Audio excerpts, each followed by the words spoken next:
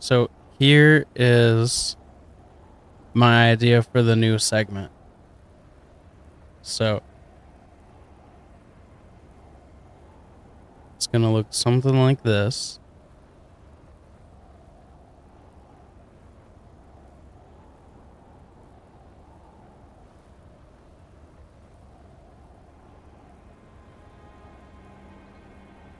And I figured either while I'm going through either feeding the baby or whatever else I'm doing, or like while we're grinding XP and boring games, because everything I like to play is super, super grindy, I would do like rapid fire reviews of the shit that I've watched in the last few days. So, because like while I'm at work, I have way more time than anyone who's not being paid should have to consume content. And so I can watch like 3 movies, or like tonight I watched the entire second season of Kaiju number 8, which I thought was good. I think the story is interesting. I think the monsters are cool, the gore is cool, the animation is really done well. And who doesn't like kaiju battles? Although my only gripe, I guess, would be is some of the kaiju aren't kaiju-y, you know? Like Kaiju number 8, he is not 40 stories tall. But other than that, everything about that show is really fun. Fun enough to watch the entire second season, so. I mean, he's like he's like a story tall, I guess. But that's like my only gripe, and that's such a minor gripe that yeah, he's like 10 foot tall. He's like a story tall. But like comparatively, even the Yoju or whatever, the Kaiju, the Yoju, Hanju, most of them are significantly bigger than him.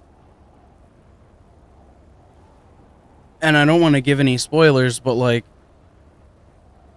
some of them are not big, and that is sad, you know, for a thing that's called kaiju.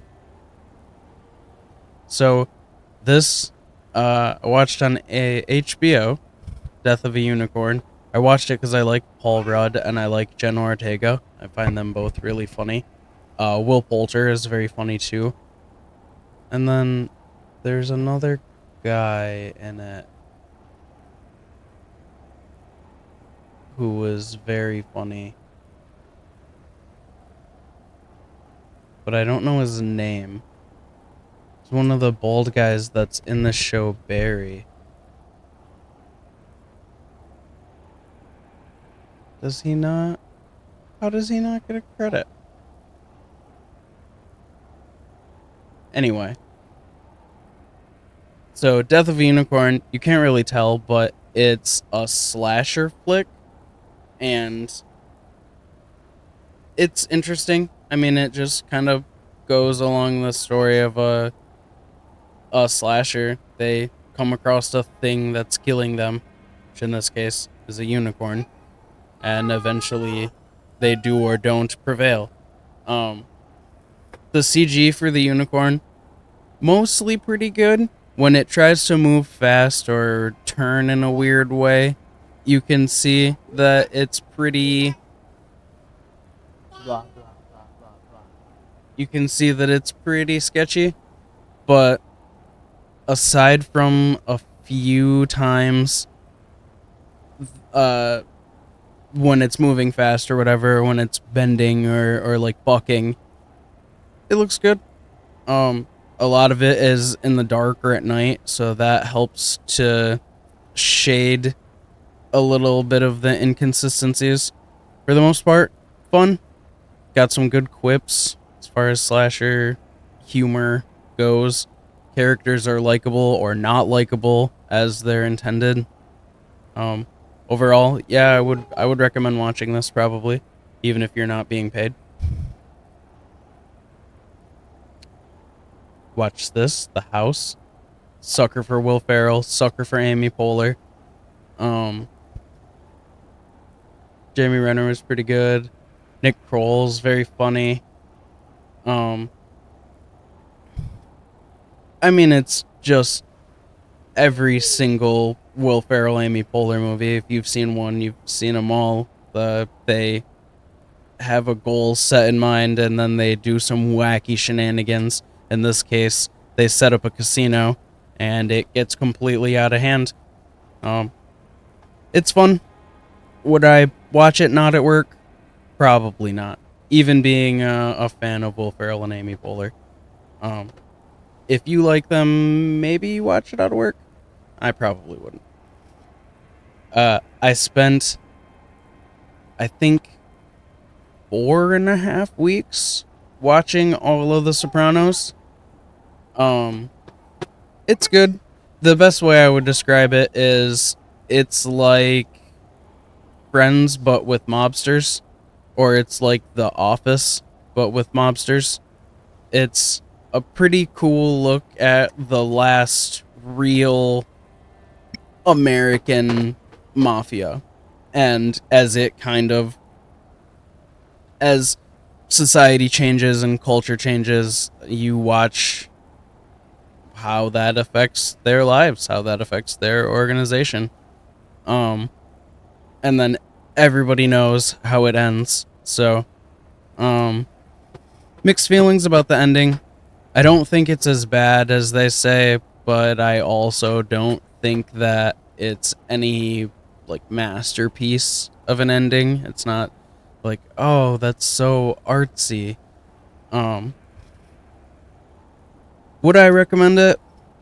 Probably. If you like mafia stuff, if you like mob movies, it's a pretty interesting, seems pretty real look into what it was like in the 2000s as mafia organizations kind of phased out, stopped being relevant. Characters are good. Um, the seasonal storylines are pretty good. There are a few of the seasons, I guess not a few. There are 2 seasons that I didn't particularly care for, and it's because the character that we focus on during those seasons wasn't very fun, wasn't very dynamic, and you could kind of see exactly how it was going to go down as soon as they were introduced. Aside from that, there were some pretty cool twists and turns along the way. Even knowing that our main character, Tony, was going to make it through those situations, it still was fun to see them play out. Would I recommend it? Yes, probably. It's probably worth your time.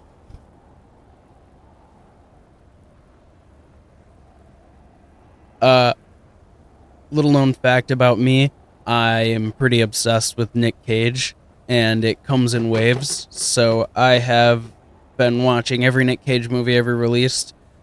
Um, and this is a Nick Cage movie, that's for sure. You follow some criminals, they sign up to do a job, the job goes south, you see how it plays out. Um, I believe that's Willem Dafoe, yeah. Willem Dafoe as Mad Dog is a pretty interesting character. He's just an absolute psychopath, more so than the other 2 criminals that he's pulling jobs with. I think Willem Dafoe and Nick Cage together on screen work really well. Uh, Probably wouldn't recommend this to most people. I don't think most people would like it. It's pretty gritty, pretty aggressive, pretty Nick Cage, Willem Dafoe. So if that's your cup of tea, you'd have a good time. But just looking at the covers and the description, you can tell that, it's going to be a pretty niche movie. But I had a fun time with it. Watching it at work was pretty dicey, though. Freaky Tales.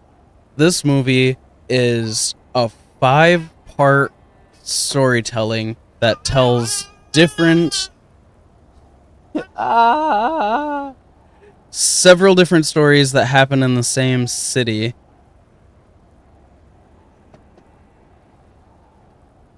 What does 4 interconnected stories set in 1987 Oakland, CA will tell about the love of music, movies, people, places, and memories beyond our knowable universe. So yeah, it's fun. It's you just see 4 stories, and then in the conclusion you see how they were intertwined. The characters are compelling, the short stories are tight, concise. They do exactly what they set out to do.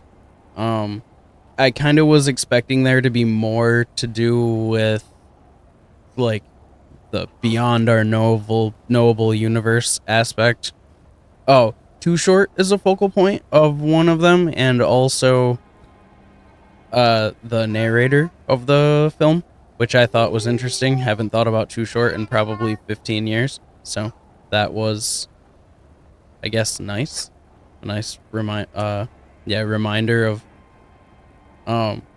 so back in the day when I was younger, me and my uncle had this random set of burned CDs, and some of the songs on it were by him just because they were fun to listen to and play pool and listen through their surround sound system they had.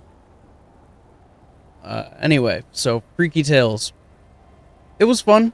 Probably worth watching if you've got a lot of other things that you have on your list. This could probably go towards the bottom of it. You're not really missing out on anything spectacular. But if you are looking for something interesting to watch that is probably going to hold your attention, maybe surprise you a few times, this was a good watch. New King of the Hill, I thought was absolutely phenomenal. Feels like home with King of the Hill. So my only gripe with this one is Dale's voice feels really, really bad.